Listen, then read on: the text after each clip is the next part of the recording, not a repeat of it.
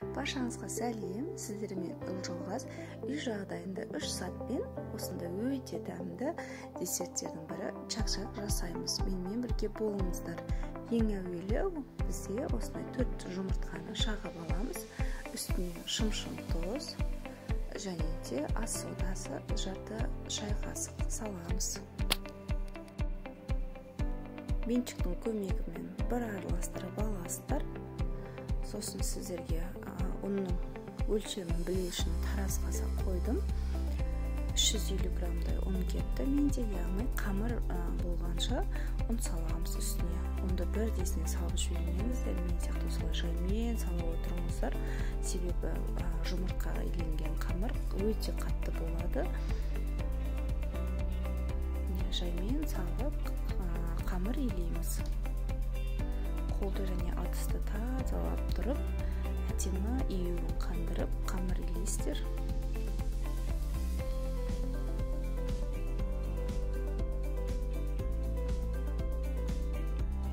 Қамырды июін қандырып, басын біріктіріп, осылай әдемі қамыр илейміз. Сосын осылай барлығын бір шетке жинап, 10-15 минут тындырамыз қамырды.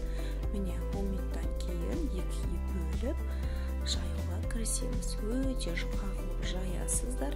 Себебі құрамында ас содасы болғандықтан піскен кезде 2-3 есе көтеріледі.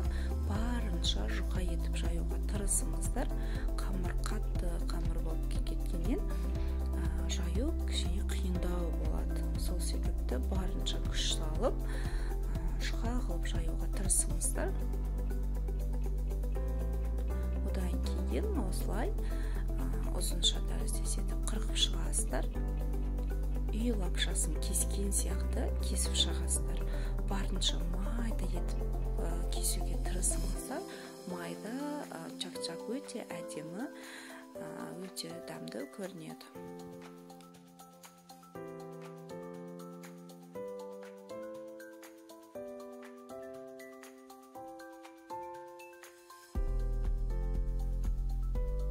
Сіздерге түсінікті болу үшін осылай жақыннан көрсеттім. Өте жұқа қылып, тонкий қылып кесуге тырысыңыздар. Екі зуаланды жайып, осылай кесіп шықтым. Кішкене ұн себіп, осылай жайып қойыңыздар. Себебі бір-біріне тиіп жабыс қалмау керек.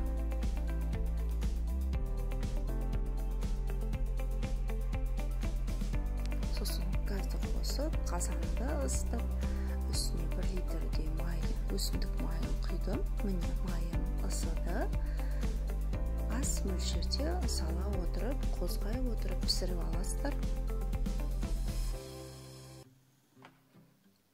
Қозғап отырсаңыздар, бірдей болып піседі. Қатты қызартып жібермеңіздер. Ақ сары болғаны өте әдемі көрінеді.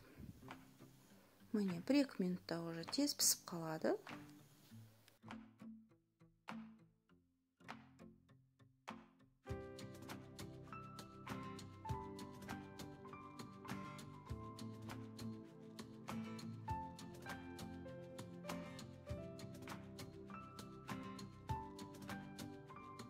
Чак-чактардың барлығын осылай бір текст етіп пісіріп алдым. Осылай қытырлақ болып шығады. Қатты алауда пісіресіздер. Міне осылай сары ақ болғаны өте әдемі көрінеді. Барлығын бір тексті пісіруге тырысыңыздар.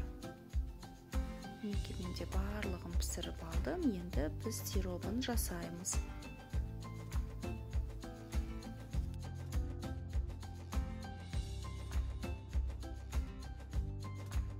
Енді сиробын жасаймыз. Сироп үшін бізге құмшекер 200 грамм, 100 грамм су және 200 грамм бал қажет.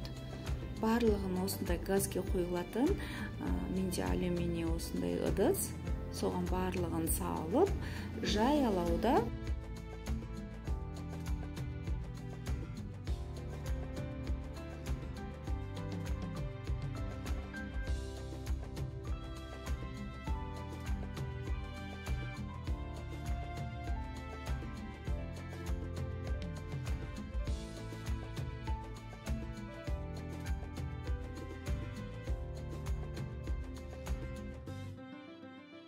Бізде сироп дайын болды. Енді ыстықтай чакчактың үстіне құятын боламыз. Осы кезде мейіз немесе грек жаңғағын салып араластырасыздар. Мен мейіз салдым. Мінекей барлығын жақсылап араластырамыз. Сосын барлығына сироп тиіп жақсылап араласқаннан кейін осылай 4 бүрішті қалыпке салып қатыратын боламыз. Барлығын тегіс қылып салып шығыңыздар. Егер де мейіз жаңғақты экономдаймын десеңіздер, тек қана бетіне салсаңыздар болады.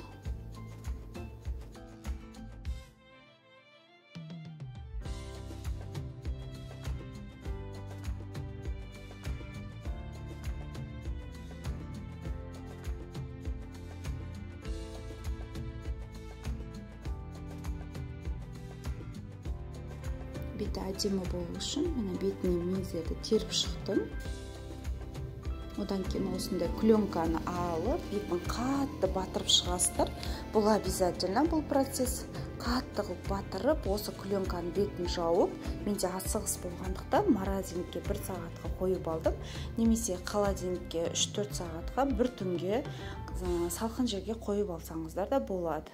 Міне 1 сағат морозилькте тұрды, менде чакчактарымыз дайын. 4 бүріш етіп турап дастарханыңызға ұсынсаңыздар болады. Немесе астына кондитерлік күйіндерде қағазын қойып, капкейктің қағазын қойып, бетіне шоколад ағызып, сатылымға жасасаңыздар да өте күшті вариант. Жасап көрулеріңізге кеңес беремін. Ас болсын, пайдаларыңызға жарасын. Егер де видеом ұнаса, каналыма тіркеліп, лайк, комментарий жазуды ұмытпаңыздар.